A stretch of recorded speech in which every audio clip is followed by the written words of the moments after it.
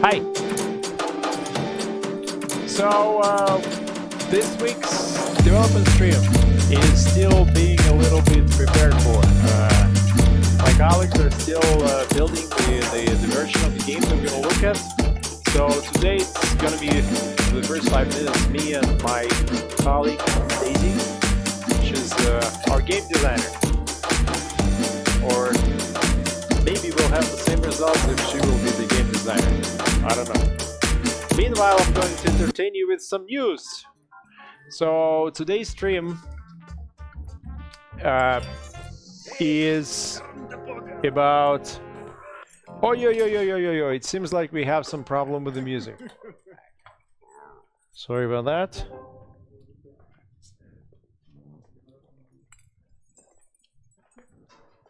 It's all good? Yeah. All right. So what happened this week and since the last development stream is that we've been working on the battle system, and the battle system has been a bit of a problem. You could play the game differently. You can play through alchemy using a lot of magic or not a lot of magic, being friends with people or attacking people, but unfortunately you ended up having battles. There was no way to win the game without having a battle. And we thought this is a problem, because you could go this way or that way, but somehow you have to have a battle. And the battle itself was pretty complicated. You had to choose 4 different slots. So you had to choose the weapon, you had to choose your armor on your head, on your chest, on your hands, on your feet. And then you had to look at your attack and defense values, and then if you lost some of the hits, then the hits impacted your armor and then took away some hit points. It was very complicated. And we've been kind of patient about this, thinking that, well, you know, this is it. I mean, we can learn to live with this. But then eventually this week we said no, it's way too complicated, and it's also quite boring, and also it creates the game that you have to fight the battle in every campaign that you play. We didn't like that. And then we thought, why don't we make battles into the usual skill check? You have a skill check of astrology or geology. Why don't you have a skill check for combat? What's the big difference? You know, mining for diamonds, or fighting with someone, or trying to sort of walk past a group of stinktails without alerting them. It's pretty much the same thing.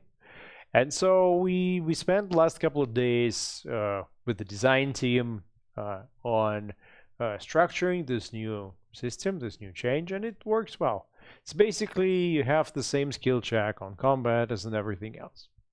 The other thing that you may be familiar with if you played the game in November and December is that we used to have pretty broad skills called travel magic, social magic, practical magic, and those fundamental magic. And travel magic included both magical things and non-magical things. So you could, let's say, set up a camp using travel magic, but there is zero travel, like zero magic in this. That's only travel. The same with social magic. You trade it, negotiate it, or influence someone's mind through social magic. And we thought, well, that's a pretty strange thing. So you do basic physical stuff, setting up the camp, finding a path, maybe swimming across the river, and that increased your skill level in travel magic, which then allowed you to cast higher level spells. So why would you cast a better spell if you can swim across the river 10 times? No reason. It was a compromise.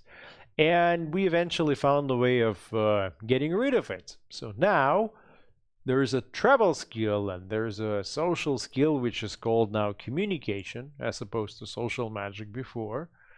And the whole practical magic thing is now called thievery, because that's pretty much all the stuff that you do as a thief. You do the lock picking, you find hidden things in the ruins or in catacombs. So basically magic is gone from those skills, so instead of battle magic there's just combat.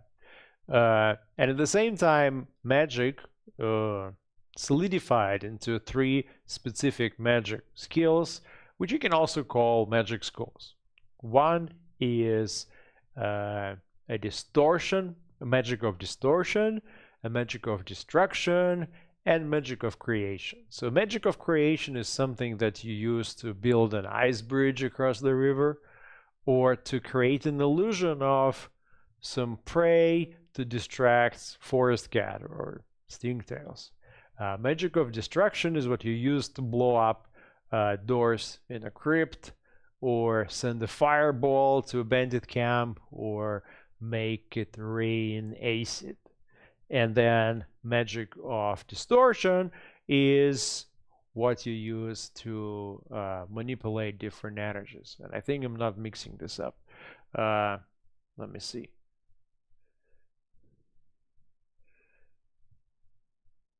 Yep. And then, so what happens now in the game, and we're still waiting for the build to come through online on the second machine, is you have 3 magic skills or magic schools, and they don't have any checks. You don't use them as skills, you use them just to cast spells. Spells are a powerful way to complete a certain task or quest.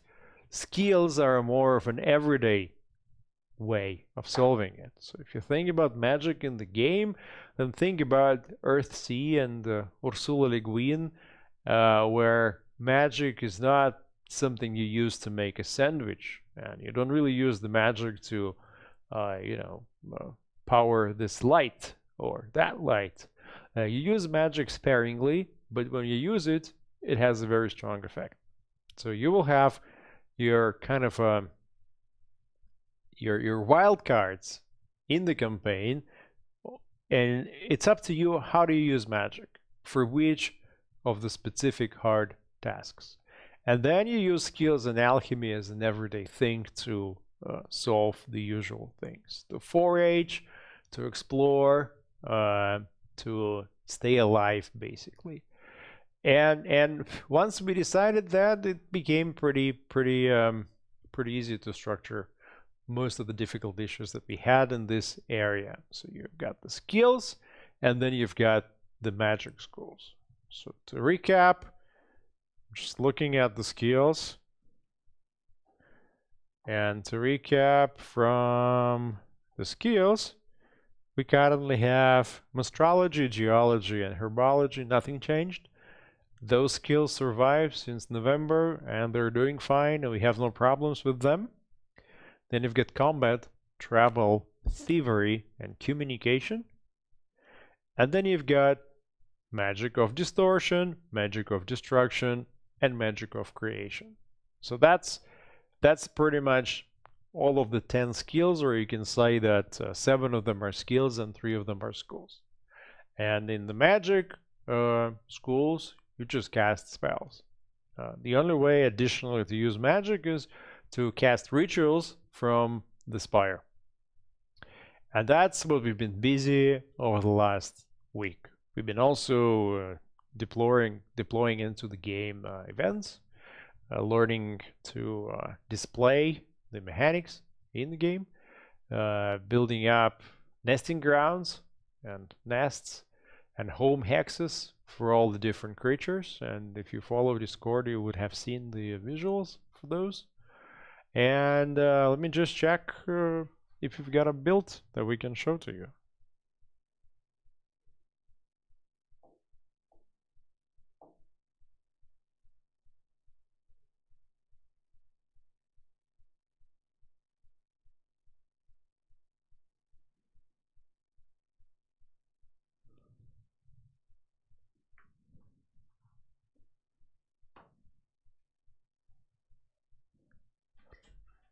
So I'm pretty much done with the updating. Do we show the build or we do it next week? We will try.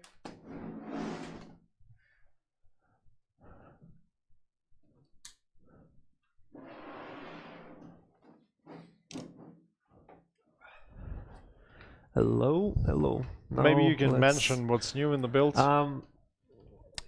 I think we should add that how the spells and cost of spells is calculated. You already said that all the spells are in magic skills, and other skills are more of like practical use. But you can reduce the costs of the spells by leveling up in the practical skills like monstrology, right? Yeah. So previously on Californication, you could you had to study unlock the spells in the Spire as well as upgrade your skill level. And from what I understand right now, the system is easier. So you have still to unlock. You still have to unlock at the Spire, but that's pretty much it. Like you can always use the spell. It's just a question of how much it will cost you and the energy. It's the way to justify the progression of both skills at the same time. So you'll need not only magic in your exploration of the world, but real practical skills. So if you're a great monstrology master, you'll be able to cast many more spells with the same amount of your magic energy from this school. Like, but it'll take you less. I mean, there's no school monstrology. So. From this skill type, skill check, if you can say so. Well, I'm not. I mean, I'm still uncertain about this because we don't really have the split of how the 7 different skills are split between 3 different schools of magic. So I'm not sure. Like, there's the magic of creation, destruction, and distortion. So why, like, where does monstrology apply to which exactly skills? Yeah, we still need to figure this out. Yeah. Okay, so let's go and see what can we show you. The creation of this game hasn't changed.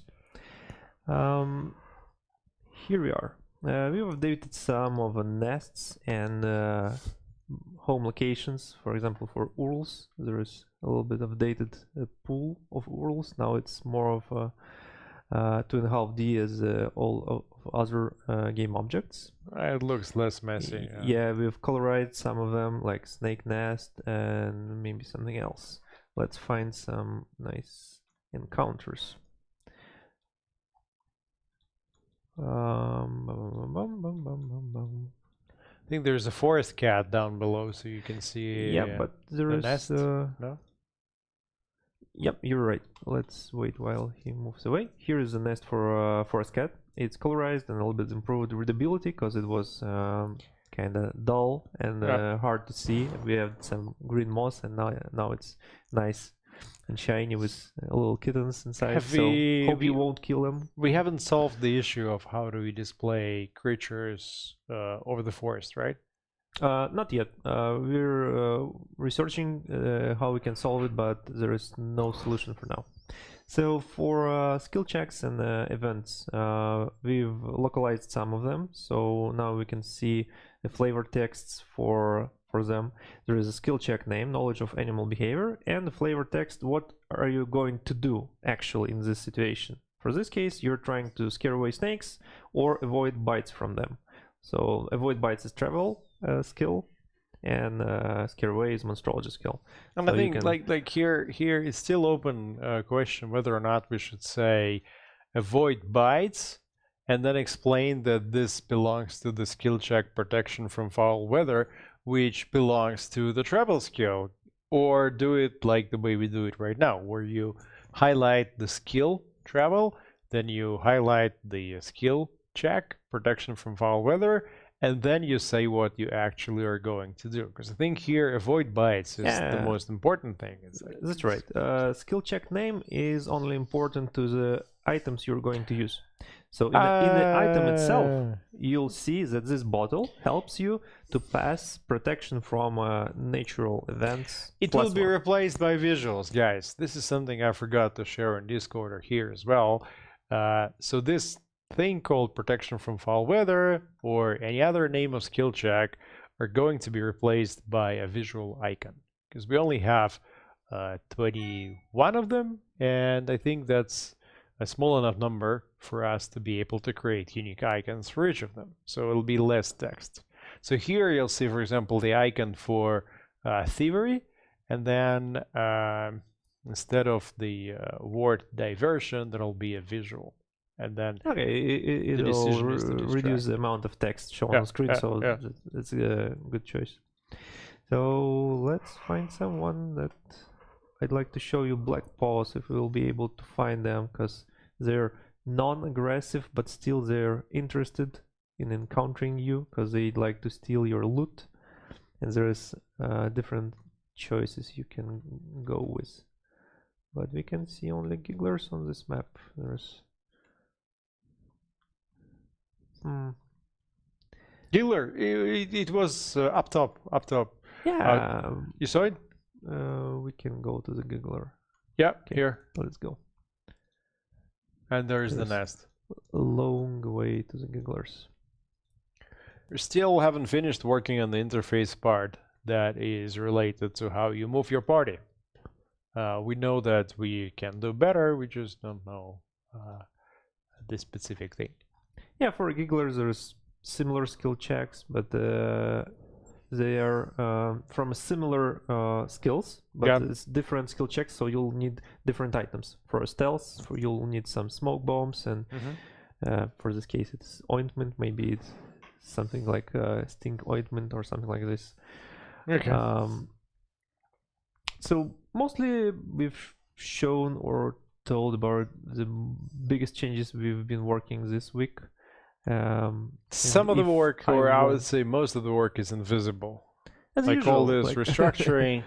And it could be at times, it could be a bit disorienting. It could be a bit, let's say, stressful when we spend the whole day, for example, talking about magic, and we play with different mental models. We go from having a lot of magic every day in small doses to having magic as the highlight of the game just a few times, but playing a much more important role in the game when you use it.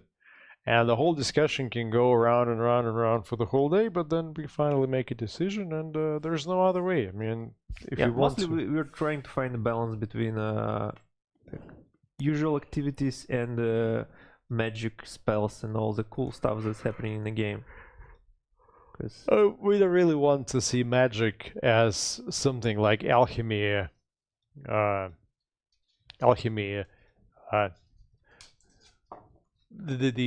other version of alchemy. So alchemy you use in every skill check, or you can use it in every skill check, and it gives you a little boost.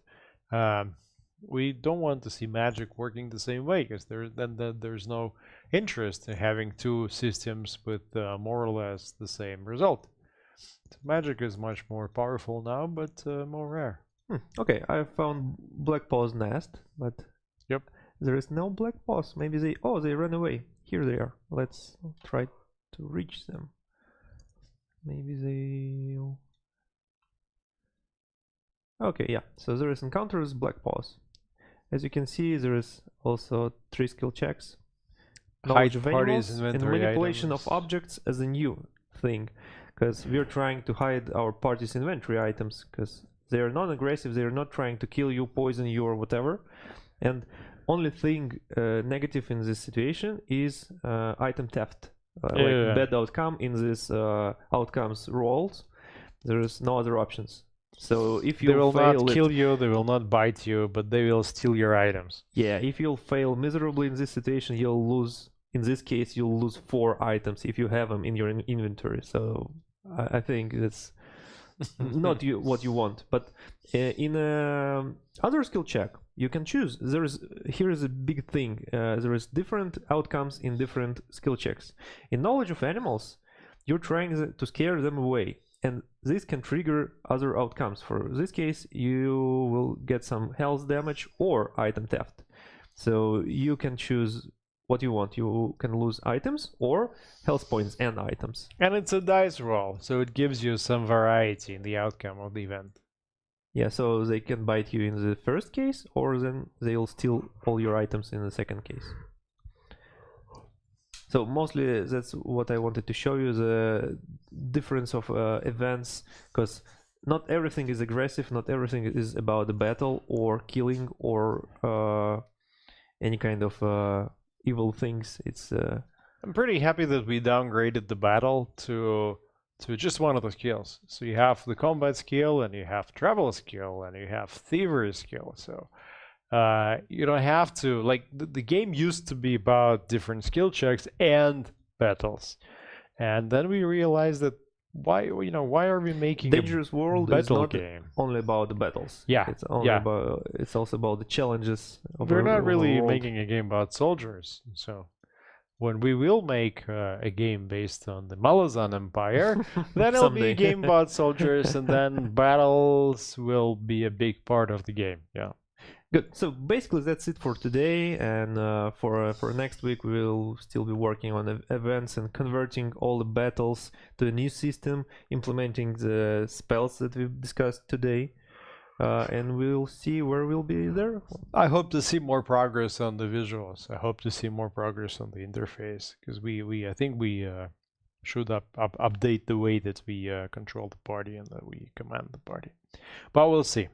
Okay, thanks for sticking around, and yeah, she also says thanks, and see you next Wednesday. Bye.